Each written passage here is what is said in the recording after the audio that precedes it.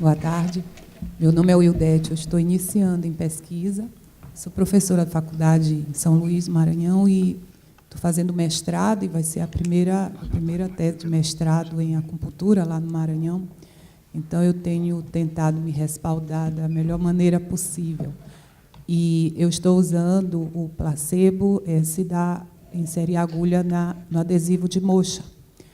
E eu tenho tido assim, algumas angústias durante a coleta de dados, porque algumas pacientes do método placebo, elas sabem que não estão fazendo acupuntura. E hoje eu tive um alento, porque, diante do explanado, de que não importa, porque eu estou entendendo isso, que no final eu vou ver qual foi a resposta melhor, né? Então eu vou ter realmente um efeito placebo, que já foi mostrado aqui que tem algum efeito. E o que eu observei também que algumas pacientes de nível socioeconômico menor, como elas não têm muito acesso ao conhecimento, elas não sabem, porque, claro, que o critério de inclusão é a pessoa nunca ter feito acupuntura. Mas mesmo quem nunca fez e que tem acesso a informações, sabe que não está fazendo acupuntura. E eu tenho observado isso. Aí, não sei se teria assim, uma ajuda de como eu posso melhorar esse viés.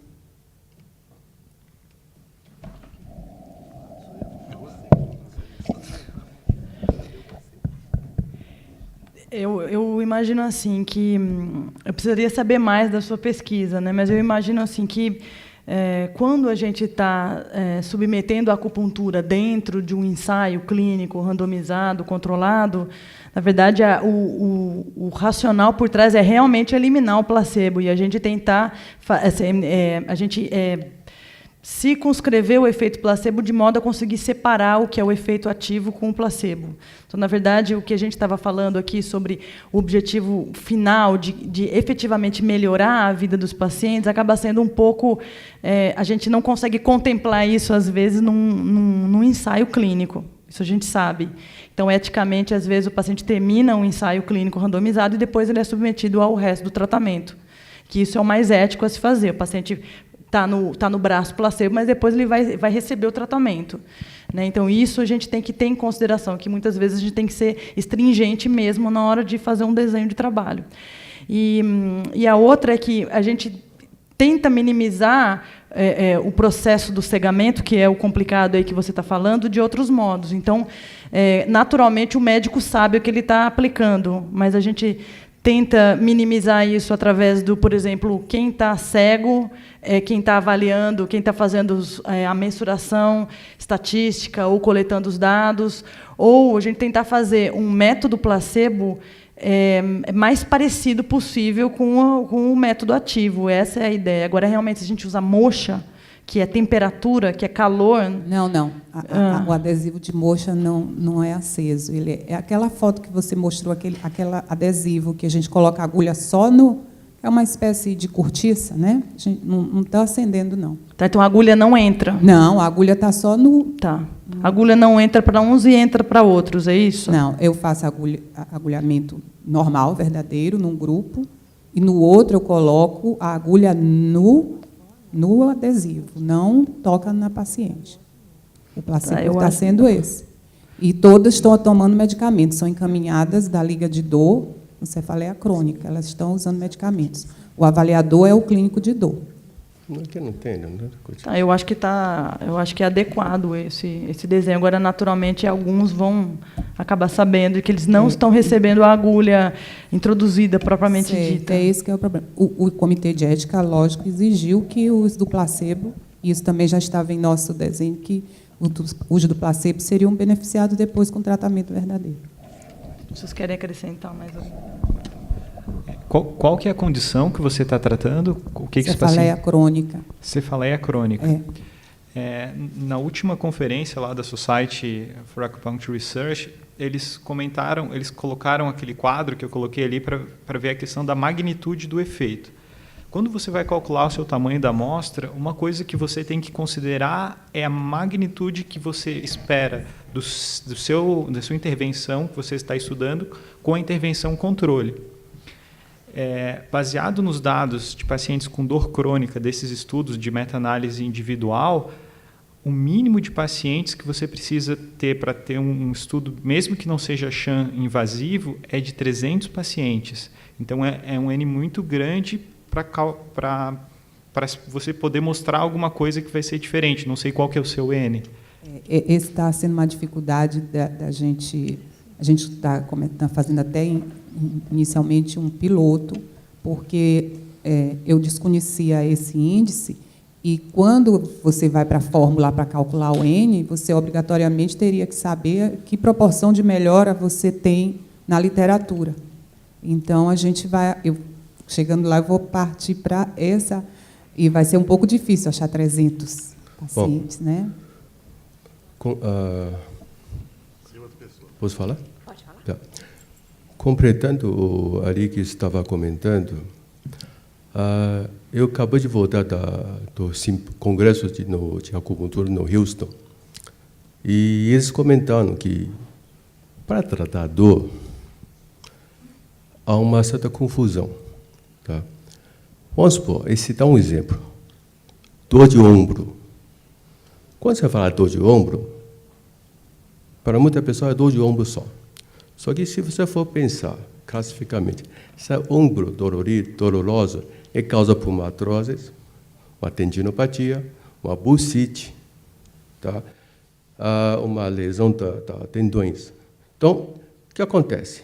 O tratamento muda conforme a patologia. A técnica muda conforme o tratamento.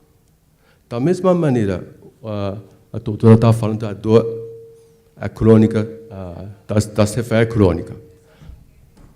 Só que é o seguinte, a dor crônica da cefaleia está incluindo enxaqueca, cefaleia tensional, está incluindo o quê? Abuso analgésico, tá? Se está tomando algum opioide ou não, ou que mais? Se essa dor está associada com outra área ou não. E também tem o efeito na área cognitiva. Então, o que acontece? A técnica, para cada caso, é diferente dos outros. Tá? Por outro lado, por outro lado, então questionamos se o objetivo de acupuntura é para tratar dor ou não. Acho que, no fundo, é como o último colega comentou, o que nos interessa é a qualidade de vida do paciente. Se você começar a pensar em tratar a dor, isso acaba sendo elevado para uma área muito restrita. E muitas vezes causa confusão. Vou te dar outro exemplo. Tem um trabalho feito na Alemanha com N muito grande sobre artrose do joelho. Conclusão, não funciona. Bom, pensa bem. Quem tem artrose no joelho que causa dor, normalmente é pessoa da terceira idade. Obeso, não faz exercício. Quando você trata a dor do joelho, se melhora, o que o paciente faz? Vai querer caminhar mais, vai querer começar a abusar, começar a fazer mais exercício. Conclusão, a acupuntura provoca mais dor em paciente. Tá? Outro, efeito de chão. Tá? Por exemplo, para tratar a lombalgia. Quando você faz chão, com paridinho, com qualquer efeito, você tem efeito analgésico. Mas se você usa na acupuntura real e verdadeira, você vai ter o quê? Efeito relaxante muscular. Então, as duas técnicas têm objetivo diferente. Uma para aliviar a dor, a outra para melhorar seu estado geral, para que o paciente consiga se mexer mais, melhorar a reabilitação, possa melhor fazer mais exercício.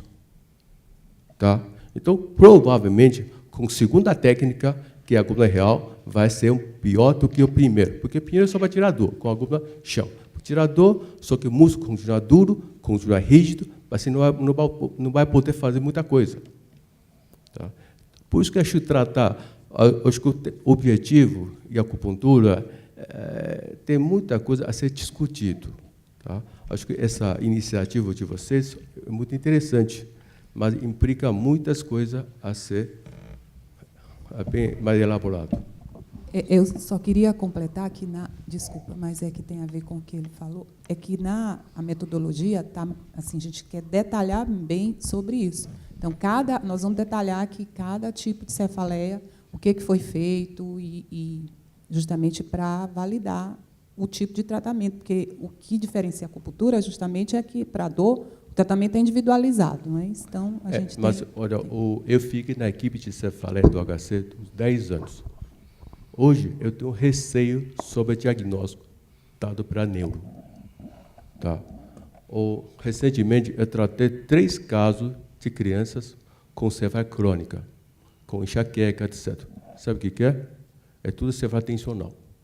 Tá? Usa postura errado, fica 10 horas jogando videogame, dorme de bruço, corrigindo, essa cefaleia tensional melhorou bem. A cefaleia crônica. Eu tenho receio sobre esse diagnóstico. Deixa eu só comentar a respeito do que foi discutido. A metodologia científica ela é uma maneira de tentar embasar o que você vai prescrever, o que você vai falar, a informação, a prescrição de um tratamento para o paciente. Então, por exemplo, os estudos secundários, na verdade, é uma tentativa de resolver o problema do N, por exemplo. Então, se você tem um trabalho com 300, outro trabalho com outros 300, no final das contas, no banco de dados vai ficar com 10 mil. Se você for fazer um trabalho com ensaio randomizado, individualmente, você jamais teria um banco de dados. O trabalho que o Dr. Ari e eu mostramos, com 10.700, isso é impossível você conduzir. Então, em suma, é a vivência de cada pesquisador que você amplifica na hora que você coloca dentro do... Eu quero deixar bem claro que não existe um dualismo entre medicina baseada em evidência e medicina baseada em vivência.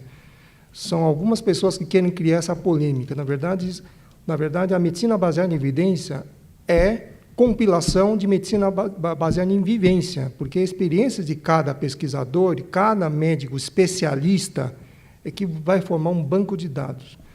Com relação ao seu trabalho, mensuração de dor é uma coisa extremamente difícil.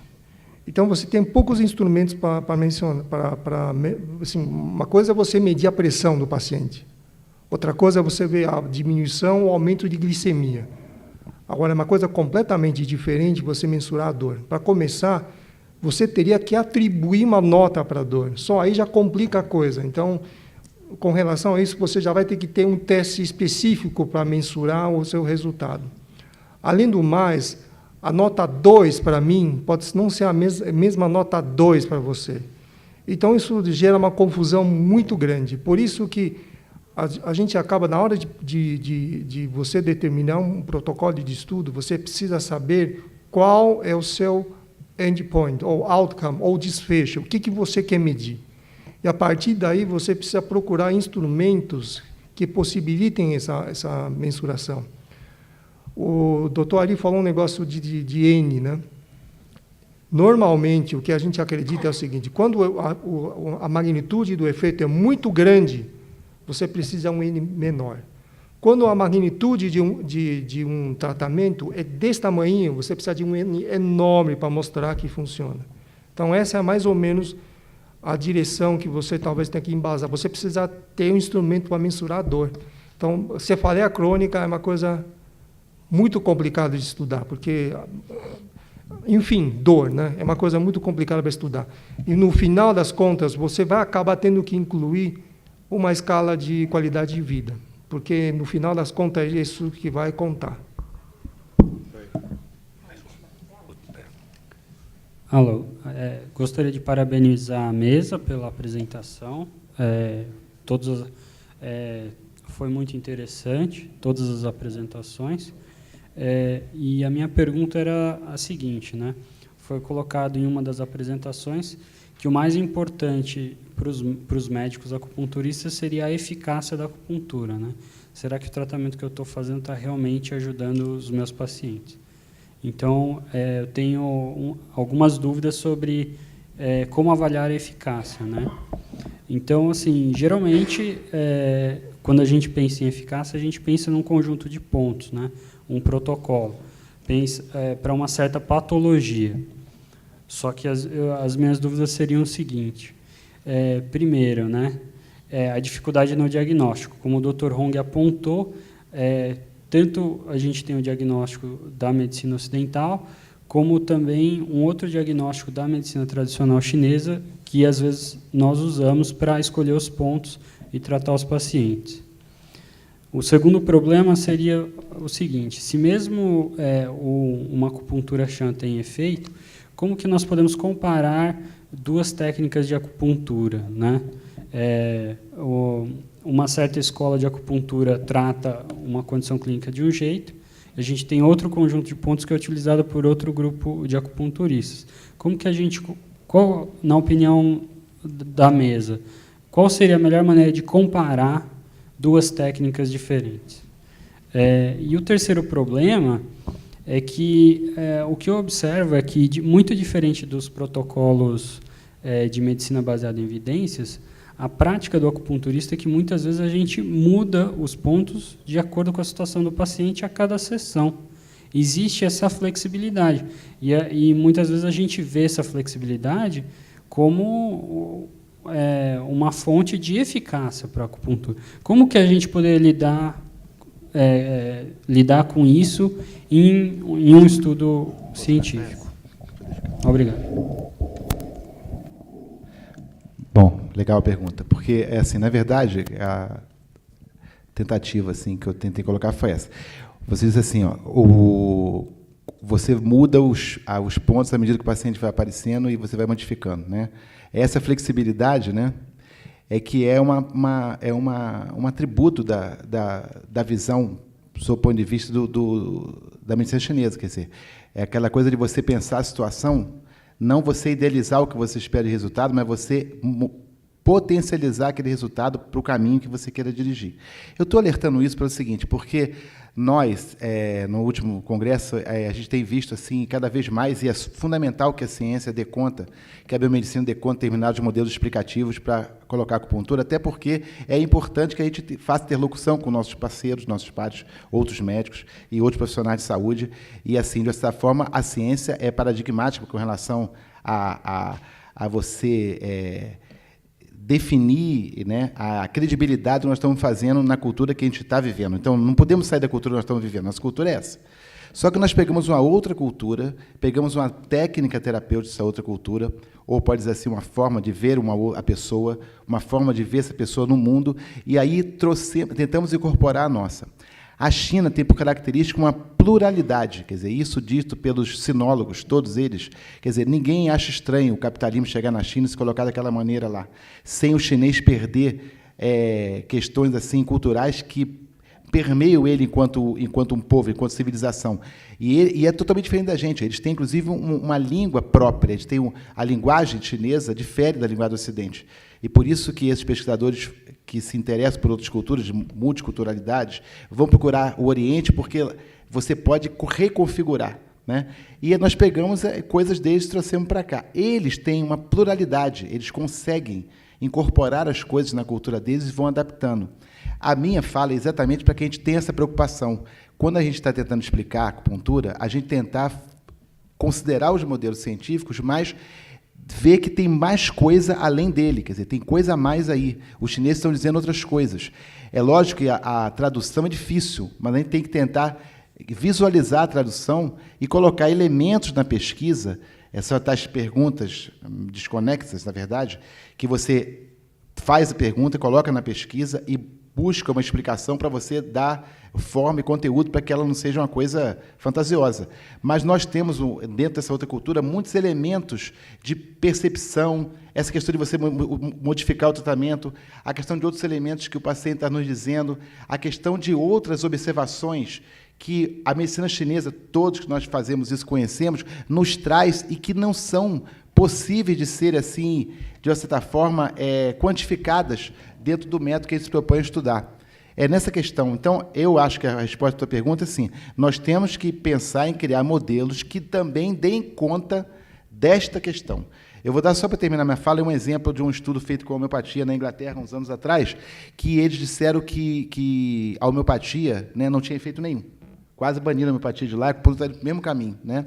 E, depois de muita negociação, o que se fez foi se mudar a pergunta inicial da pesquisa, né? Em vez de perguntar se, por exemplo, vamos colocar a acupuntura, se a acupuntura melhora a lombalgia, cura a lombalgia, aí coloca dentro daquele método disso e não resolve. A gente vê, compara os estudos, randomiza, faz tudo isso. Não, mostrou que o efeito não é muito diferente de um efeito placebo. Eu gostei de... Vamos também tentar não demonizar tanto o placebo, como você colocou, né? O placebo não deve ser demonizado. Eu sempre achei fantástico a Liliana falando aqui, porque eu sempre achei que o placebo pode ser usado a nosso favor e não contra. Inclusive pelo tipo de medicina que a gente faz. Eu fico brincando, digo também que a acupuntura tem muito mais a oferecer a neurociência que a neurociência e a acupuntura. Se você pensar no termo de que uma pode colocar em relação ao outro. Mas com relação à lombalgia, o próprio governo lá, o órgão lá que valida os procedimentos na Inglaterra, aceitou quando se começou a ver o seguinte: tudo bem, o método não resolve a lombalgia, mas diminuiu o tempo de falta ao trabalho, melhorou a questão da qualidade de vida do paciente, melhorou o modelo de trabalho, aumentou a produção. Então, dentro desse tratamento, mudaram-se as perguntas. E quando se mudou as perguntas, se conseguiu o resultado. É uma linha meio chinesa. Na verdade, a situação mostrou outro potencial. Sigamos nele. Essa que é a ideia. Acho que dá um pouco a tua resposta ao que você quer fazer lá. Não sei se alguém tem mais alguém. Não, eu poderia acrescentar ao que o Durval falou, é o seguinte, que eu acredito que a gente esteja num ponto em que não tem sentido a gente falar assim, bom, será que o Bexiga 60 funciona melhor do que o Bexiga 62? Não, porque se a gente está falando de que é uma coisa macro, de que a acupuntura ela é um procedimento embutido num conjunto de fatos que são feitos entre o paciente e o acupunturista, não tem sentido você fazer isso. Na verdade, você tem que realmente mudar o que você quer mensurar. Então, não é que você quer saber se um ponto é melhor do que o outro. Você tem que saber, bom, esta acupuntura funciona lá, qual que é o desfecho que você quer mensurar. E ao mesmo tempo, é possível, foi um pouco o que eu falei lá, que é possível você fazer um ensaio clínico randomizado para combinar duas técnicas. Você pega ISAL versus, sei lá, escola do ISAL versus escola, sei lá, do Hong, do Wu. Você pode fazer isso, mas eu acho que se eu fosse fazer um desenho desse, eu tentaria controlar, assim, a acupuntura está lá, a acupuntura, a medicina chinesa está, eu controlaria, por exemplo, o ambiente, a pessoa que faz, aí eu calibraria alguns aspectos e deixaria a acupuntura de cada uma agir do jeito que ela tem que agir. Troca o ponto, faz de um jeito, faz do outro. Então, assim, tem um núcleo de ação da acupuntura que você quer mensurar e o resto você controla. Então, é possível fazer ensaio clínico randomizado para isso. Eu não vejo dificuldade nenhuma, mas eu acho que é exatamente isso. Se a gente entende a acupuntura como uma coisa macro, a gente tem que mudar a forma de fazer as perguntas mesmo, porque aquela funciona ou não funciona. Agora, a gente tem que ser inteligente para tentar burlar, de certa forma, falar a linguagem do dominante. Então, nós, colônia, temos que falar a linguagem da matriz. Quem que é a metrópole? É o ensaio clínico randomizado da medicina ocidental. Então, a gente tem que falar a língua da metrópole. Então, a gente tem que inventar o jeito. Eu estive num congresso em Baltimore, em 2007, da SAR, em que foi premiado um trabalho da doutora Rosa sobre estudo de acupuntura em fibromialgia. Ela não colocou um grupo controle, ela não usou chã nem placebo. O pau comeu na apresentação. O trabalho foi premiado, mas o pau comeu. Porque tinha alguns tradicionalistas que queriam que colocasse o placebo ou chã ou coisa que o valha. Recentemente, a tendência agora não está mais na aplicação do ponto em si.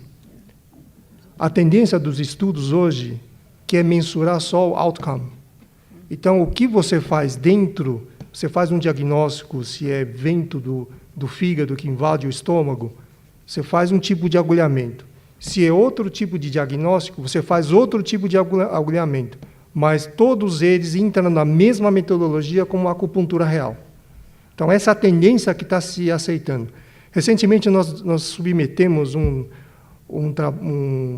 uma pesquisa, um projeto de pesquisa para o Instituto do Câncer, onde a gente vai estudar o efeito da acupuntura em pacientes com depressão pós-quimioterapia. E a nossa proposta era estudar efeito da acupuntura nas pacientes contra as pacientes que estão na lista de espera. O revisor devolveu o trabalho dizendo que não é ético deixar uma paciente sem tratamento. Agora eu pergunto, qual é o tratamento padrão preconizado, evidência A para a depressão?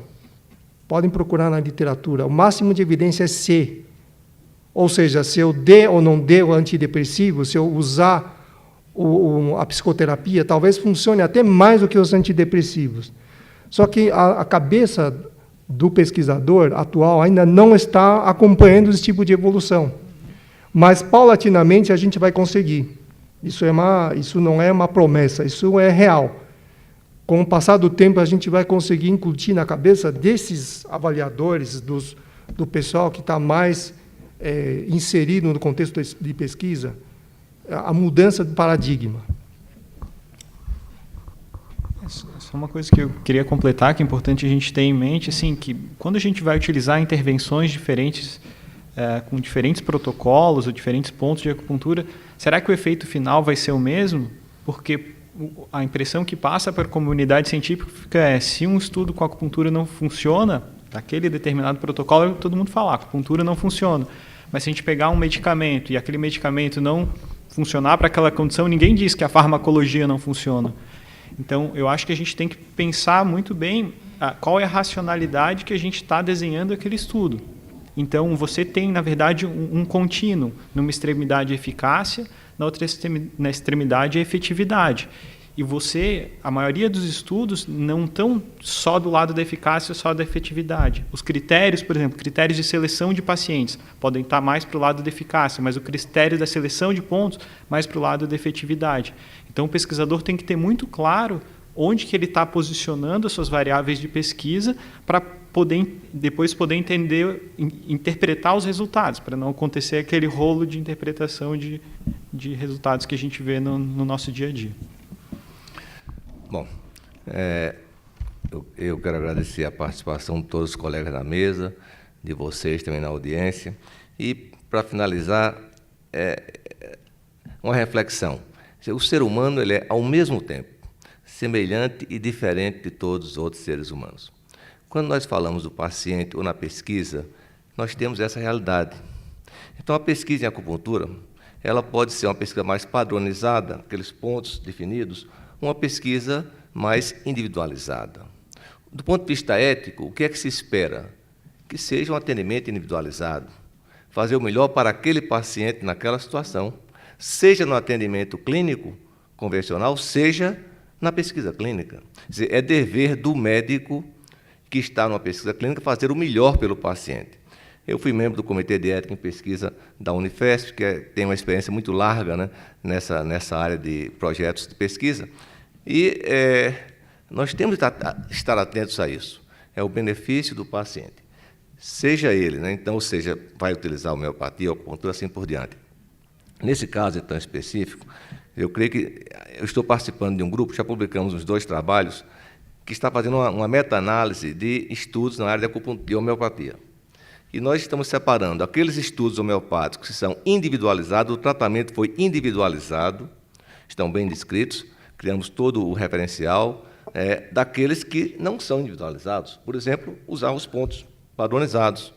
E, como foi bem colocado, às vezes é uma cefaleia crônica, mas nós temos diagnósticos bem diferentes.